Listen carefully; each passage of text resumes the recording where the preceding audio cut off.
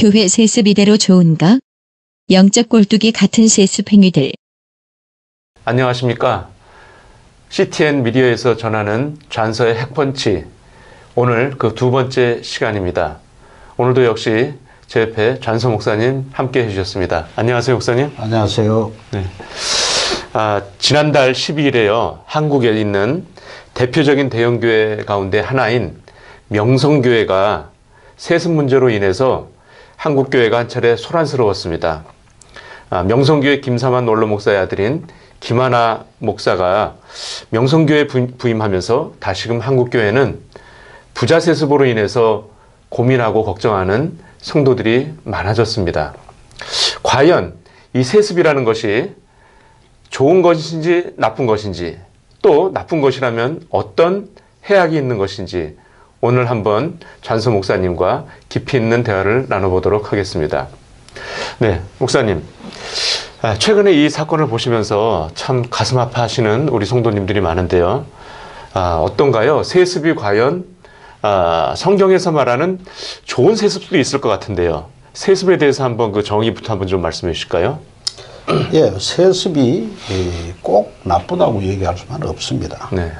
왜냐하면 성경적인 그 좋은 세습도 있기 때문에 그 성경을 쫓아간다면, 하나님의 말씀을 따라간다면 그 좋은 세습이죠. 그런데 문제는 이 세상의 기준을 쫓아간다는데 이 세습에 심각한 우려가 있는 것이고, 네, 문제가 있다고 그렇게 생각을 합니다. 네. 또 좋은 세습이라고 하면 그 믿음의 세습, 뭐 일찍이 이제 선진 성도들이 그 선한 길을 따라서 그 후대들에게 이 요엘 선지자 같은 경우도 또 비유로 말을 했습니다마는 그 황충이 먹던 걸 메뚜기가 먹던 것을 넣으시. 그래서 너희 늙은 자들아, 너희 자녀들에게 내가 전한 이 내용을 증거하라고 했습니다. 그래서 그걸 대물림을 하라고 했습니다. 네. 그래서 또 우리 신약 성경에서도 디모데가 외조모 어머니의 믿음을 세습해서 그 초대교회의 큰 일꾼으로 역사했던 걸 우리가 말씀을 통해서 기억을 합니다. 그리고 특별히 그 출애굽 당시에 모세라는 인물이 그 바로의 공주의 아들이라 칭함을 거절하면서 이 그리스도를 위해 받는 능력을 애굽의 모든 부하보다 더 큰 재물로 여기고 하나님 주시는 그 상급을 쫓아서 고난의 여정을 갔던 걸 우리 기억을 합니다. 그래서 이게 고난의 세습, 또는 이 능력의 세습, 네, 또는 이 십자가의 세습, 이 세습은 예수님 오시는 날까지 우리가 당연히 그 세습을 해야죠. 네. 그래서 제가 잘 알고 있는 그 한국의 그 명문 신학대학의 학장으로 계셨던 김희보 목사님, 예, 그 개인의 간증을 잠깐 들은 적이 있는데, 예, 그분은 아들이 대학을 졸업할 때는 기쁨으로 졸업식장에 다녀오셨지만은 그 신학교를 졸업할 때는 마음이 아려서 그 신학교 졸업식 참석 안 하셨다, 그런 이야기를 들은 적이 있습니다. 왜냐하면 그 아들이 가야 할 이 고난의 좁은 길이 무엇을 의미하시는지를 알기 때문에 정말 그 성경적인 세습의 한 단면을 우리에게 보여주신 내용이라 그렇게 생각을 합니다. 근데 문제는 이 나쁜 세습이죠. 네. 이 나쁜 세습은 이제 그 보이는 것에 대한 기준입니다. 세상적인 기준. 네. 그래서 이건 바로 그 기득권의 세습, 또는 부의 세습, 또는 권력의 세습. 이렇게 해서 지금 그 명성교회 같은 경우는 1년 예산이 한 350억 이런 그 거의 어마어마합니다. 그런데 이걸 금수저의 논리로 물려준다. 만약 입장을 바꿔놓고 뭐 아프리카 오지나 정말 때거리를 걱정해야 되는 이 어떤 그 목회지로 간다고 하면 그렇게 교단법을 어기면서 또 세상 사람들이 질타를 당하면서 또는 교회에 뜻 있는 사람들의 그 외면을 받으면서 이 세습을 강행했을까? 이게 의문이죠. 네. 그런데 말입니다. 말씀 중에 죄송한데요. 한간에서는 어려서부터 엘리트 교육을 받아오고 또 미국에 가서 유학도 하면서 인품과 또한 학식까지 겸비를 했는데 그런 훌륭한 목회자 자질을 가지고 있는 사람인데 아들이라고 그래서 안 되느냐, 예, 그런 얘기도 합니다. 네, 그런 건 어떻게 저희들이 해석을 해야 될까요? 근데 그거는 사람의 기준에서 훌륭한 인품이고 준비된 목회자라고 얘기를 하는 거죠. 네. 냉정하게 말씀을 드리면 하나님이 보실 때 충성된 인물이어야 되잖아요. 네. 그 기준이 어디의 기준입니까? 객관적인 기준입니까? 아니면 본인 스스로의 기준입니까? 엘리트 교육이라는 게 뭡니까? 모세는 그 애굽의 그 궁중에서 교육을 받았습니다. 네, 그렇습니다. 예. 또 다니엘도 그 바벨론 궁중에 교육을 받았습니다. 그렇다고 내가 바벨론 궁중에 교육받아 나 엘리트다 그래 본 적도 없고 모세도 오히려 그걸 분토 그 바울도 그랬잖아요. 네. 가마리엘 문화에서 받아 모든 그 어떤 기득권이 다 똥이다 똥. 이게 말이 안 되는 거죠. 네. 그 자체가 벌써 네. 이 틀려먹은 겁니다. 네. 그런데 왜 이렇게 어렵고 고난의 길을 가야 되는 이 목회자의 그 아들에게 왜 그 후계자 교육까지 시키면서 그 자리를 왜 꼭 물려주려고 할까요? 한국에 특별히 그 C교회라든지요, S교회, 또 K교회, 오래전에 그 부자 세습으로 또는 변칙 세습으로 유명하지 않았습니까? 네. 그러니까 바로 우리가 보는 대로 금수저의 논리 아닙니까? 그 세상이 네. 가진 기준이죠.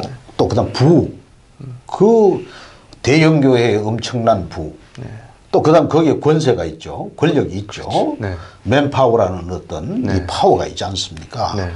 그다음에 또 명예라는 거 있잖아요. 거기 올라앉으면 앉는 날로부터 완전히 황제의 위치에 앉는 것처럼 하나님을 빙자한 네. 소위 세상 권력자들보다 한술 더 뜨는 그런 거기에 다시 말하면 이 파리가 꿀단지에 코를 박고 그 꿀을 빨다가 빠져 죽는 그런 꼴이죠. 우리는 고난을 위해 부름을 받은 사람들입니다. 네. 욥이 말한 대로 우리는 고난을 위해 왔다고 고난의 풀무에서 하나님 우리를 택했다고 야곱도 그랬어요. 네. 그런데 그 정말 탄탄대로 융탄자 깔린 그런 영광의 길을 눈앞에 두고 네.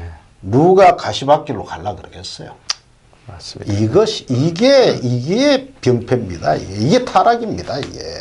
네. 예. 참 그 수십 년 동안을 한국 교회를 대표했던 어찌 보면 참 존경받으면서 떠날 수 있었던 목사님이지 않으셨습니까? 그런데 이렇게 다시 그 목사님으로 인해서 아들로 인해서 그 목사님이 다시 재등장하는 것 같은 모습. 네, 그러니까 우리 속담에도 있죠. 올챙이가 개구리 때 모른다고. 개구리 올챙이 때 모른다고. 네. 우리가 그분을 통해 감동받을 때 그 어렵게 시골에서 개척교회를 할 때 돈 몇만 원을 정말 성교비로 얻어가려고 맨날 며칠 서울에서 줄을 서서 어떻게 했다 그런 이야기. 그런데 이제 커지니까 완전히 문어대가리가 돼가지고 나밖에 없다 이러고 대가리를 흔드는 이런 몰골 참 부귀영화는 얻을지 몰라도 그 추한 모습 하나님 영광을 도적질하는 이런 모습을 보면서 이건 사이비 이단 교주도 좀 떳떳하게 합니다. 지가 메시아다 이러고 하는데 이건 아니잖아요. 나는 그리스도의 종이라고 하면서 사람의 종의 노릇을 서슴없이 할 뿐만 아니라 그걸 또 아들한테 대물림을 한다. 솔직히 저주입니다. 그거는. 두고 보시면 알죠. 그 역사 아닙니까? 우리가 성경입니다. 그게.